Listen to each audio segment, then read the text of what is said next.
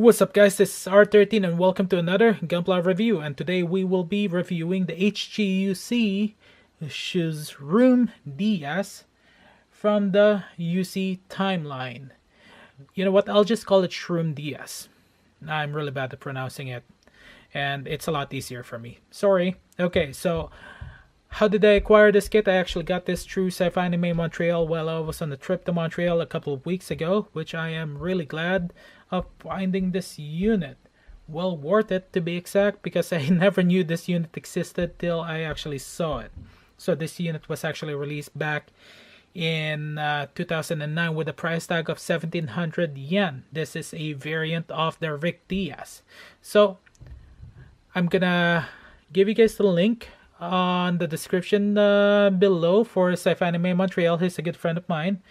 Really great guy, really good selection. He's not sponsoring me, just helping out a friend. And the link for my JBWC vids on my travel blog channel. There you guys go. Okay, let's get straight to it, shall we? And let's talk about the history of the Shroom DS here. Okay, so a little bit of a history lesson, just to let you guys know. This is available through Gundam Wikia, so you guys can check out Gundam Wikia. They're not sponsoring me. I just actually enjoy reading mobile suit histories through the site itself. If there's another site, please leave it in the comment section below. Okay, let's get straight to it, shall we? So the Shroom DS is actually developed by Anaheim Electronics during the First Neo-Zion War, and was actually deployed for the Republic of Zion as part of its defense force, colony defense force. However, a couple of its unit ended up defecting to Neo-Zion because it's still believed with the original cause. Okay, so that is the history lesson. And again, Gundam Wikia, check it out. I'm not being sponsored by them, and I just enjoy their vid. Now let's move forward here, shall we? Now let's start with a side-by-side comparison. Now sadly I don't have the HG version, but what I do have is the master grade of the Hguc DS here. So here you guys go. Yep, it is quite big. This is about maybe almost 9 inches in length. Yep. And the Shroom DS here is about 7 inches here. My ruler here can only go as high as 6 inches. Okay, so I want to show you guys the difference between the two. Practically the binders itself. So as you guys can see, the binders is very different. Now it's an MG, so MG's got way more feature, but the overall design, you guys can see the difference there with the binders. Wow. So the only difference is for the Hguc DS and the Schuzrum DS here is practically the binders and possibly the kneecap here. Yep, this one here actually get a different kneecap, while the Hguc DS get a more flat version. Yeah, practically that is the difference. Now let's move on to the extra parts here. So I actually got this here in the bag. So the extra parts is actually some kneecaps for to kind of convert it into a Hguc DS if you want to. And then you got your commander headpiece here, which is actually quite nice. Not really, I'm just pulling my legs. Okay, so just gonna show you guys how to replace this easily. Very easy. And practically there you go. Looks like a ball cap. Really not a fan of it, but it will stay for a little bit. And the other part also is the beam saber here that you guys got to make sure you do not lose, because there's no way to place it in the unit itself. Okay, those are the extra parts. Now let's move on with the weapon system here.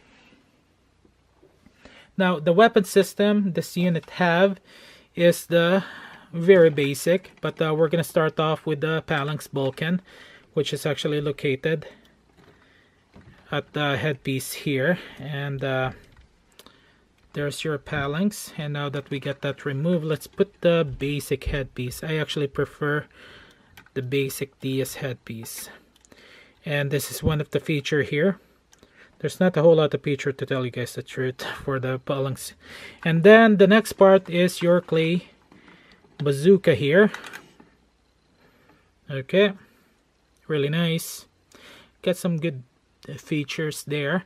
And then last but not the least is your beam pistol here. Now, just to let you guys know, each one is different. So if this piece here is on the right side, where I'm pointing at right now, that's for the right side.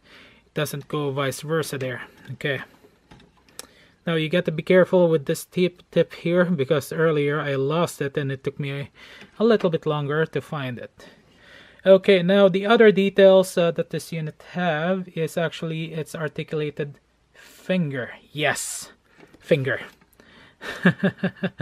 Yep, there you go. A moving finger. That's it. On top of the phalanx gun. Yeah, so that's actually all the unit actually have for the weapons and some of the details. Now I want to show you guys the detail, or like the actual details of the unit itself and some of the issues this unit actually have, all in one sitting here. Yeah, I'm just on fire here right now, so let's keep on going. Okay, so as you guys can see, here are the details. It's actually very, very basic. Now I should have actually silenced that, but I forgot. Okay, let's keep on going here. So here are the details here. As you guys can see, it's actually not that bad. Of course, there's going to be seam lines and knobs, and mainly targeted at the shoulders and legs, the ones that you can see, and even at the gyre gray binders here, which you can actually fix. Now there's actually details here for the gyre binders that you can actually paint if you want to. It's actually overall not that bad, except for the knobs and the seam lines there. And there you go. Yeah, it's really not that bad. It's a 2009 kit, but you can actually work on it if you want to. Now let's move on to the articulation test, shall we? Okay, so before we start with the articulation test, just gonna mention to you guys that I will point out other issues with this unit here while doing the articulation test, which should cut down the time here. Okay, let's begin, shall we? So the beam pistol is articulated to a certain degree here, so I'm just putting it back. And remember, it goes up and down only, and that shouldn't have happened, but oh well. Okay, so it goes up and down. That's how far it can go.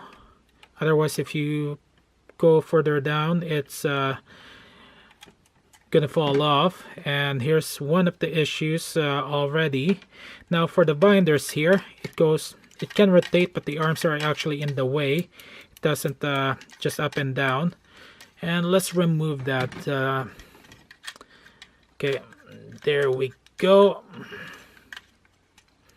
Yep, you got to be a little bit careful because this piece here are all in one that you may actually ended up breaking. Now for the headpiece here, you got the phalanx Vulcan that you can move, but as you guys can see, you got to be a little bit careful and pull it out. Yeah. Okay, next part, like the headpiece can turn left and right, but not up and kinda up and down. And there's a gap there that you may actually have to push in. Yep, there you go. Much better now. So it will not go up and down anymore. Now for the arms here. Okay. You can do 360. Now this is all in multiple pieces here, as you guys can see. So it got some good range of motion. It's not double jointed. That's how far it can go. This piece actually moves. Oops, that piece fell off. Now where is that?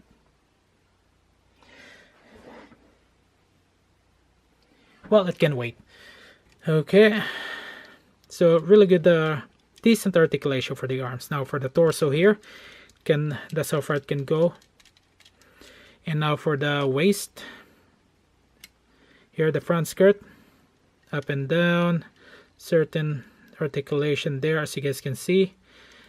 Side skirt partially moves a little bit, and the back skirt as always doesn't move. Just to let you guys know, this here, this small thrusters here where I'm pointing at, I actually had to use a little bit of putty while I was building it, just to let you guys know. Now there's some more details there, and there's some more seam lines.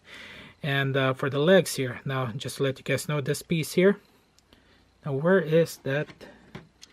Okay, this piece here where I'm pointing at is a separate piece there, so you got to be careful when you're moving it, otherwise it will fall off. And as you guys can see, there's already the seam lines there that you need to work on. Okay, now this unit can definitely do a high kick, but that's how far it can go. Back kick, it's limited, it can't even bend, that's how far it can bend. Yeah, and now for the feet here, that's how far it can go. Okay, there you go for the articulation test. Let's head on to the positive thing about this unit here, and let's put this unit back together, shall we? Okay, there you have it. Here are my final thoughts, but I forgot to show you guys a few things, so I'm gonna mention it right away. I forgot to show you guys how this unit looks like with its weapons equipped in the hands, and that's how it goes. Really not that bad. And the other thing also, this is you will need a flat action base. I think it's B44. So you can't use any basic action base, and this is double, like a ball joint for the connectors here. So yeah, limited articulation for the legs. But other than that, you got to look at it in a positive way also. There's no stickers, so you can actually add the details yourself and add some paints. Plus, on top of that, you can actually practice your seamline removal skills. This is actually the perfect unit to practice on. This gives you the opportunity to make this unit look good. That's how I'm putting it that way. There's a lot of nubs and seam lines, and this is a really good practice kit, literally. And I may give it my special touch once I'm done with my other unit, Neo Gundam, that I already did a review. So yeah, I'm actually gonna be leaving a couple links in the description below. Safe Anime Montreal, its website. And then special thanks to him for having this unit here. Even though there's some issues with this unit, I quite enjoyed it. And then the next part also is